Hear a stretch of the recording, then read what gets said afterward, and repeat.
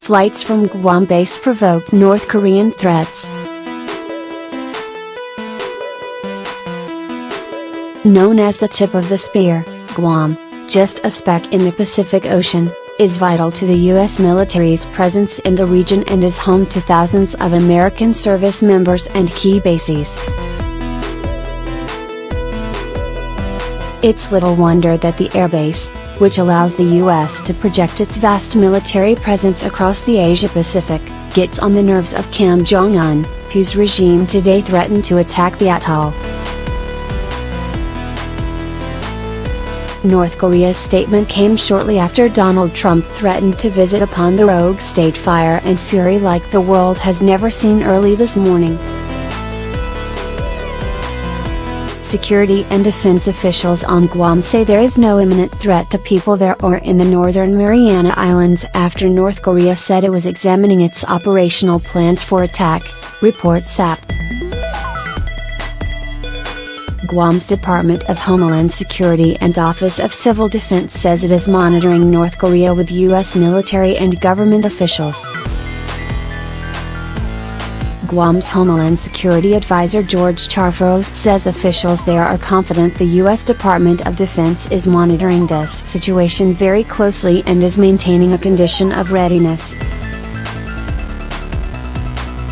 Charfos in his statement Wednesday morning urged calm and said defenses are in place on Guam and its neighboring Pacific Islands for threats such as North Korea. Trump's blast followed reports that North Korea, which has lately made appreciable progress with its ICBM program, may have finally succeeded in miniaturizing a nuclear warhead, and could have a stockpile of dozens of nuclear devices. Tension in the region, which has been ratcheting up to near unbearable levels in recent months, was further inflamed on Monday when the U.S. flew two B-1B bombers from the Andersen Air Base on Guam over the Korean peninsula. Located 5,300 km west of Hawaii, Guam enables the U.S. to project its vast military assets into the Asia-Pacific region. The island measures just 58 km in length and 20 km across but is big enough for the U.S. Army anti-missile system, the Andersen Air Force Base and a major naval port at Tapa Harbor. Other U.S. military assets at Guam include Los Angeles-class submarines and the Specialist Naval Special Warfare Unit 1, part of the renowned SEALs.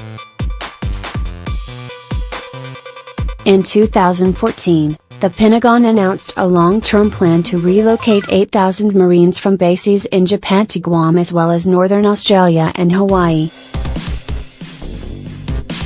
In 2013, in response to threats from North Korea, the U.S. Army began deploying the Terminal High Altitude Area Defense Battery, or THAAD, to Guam.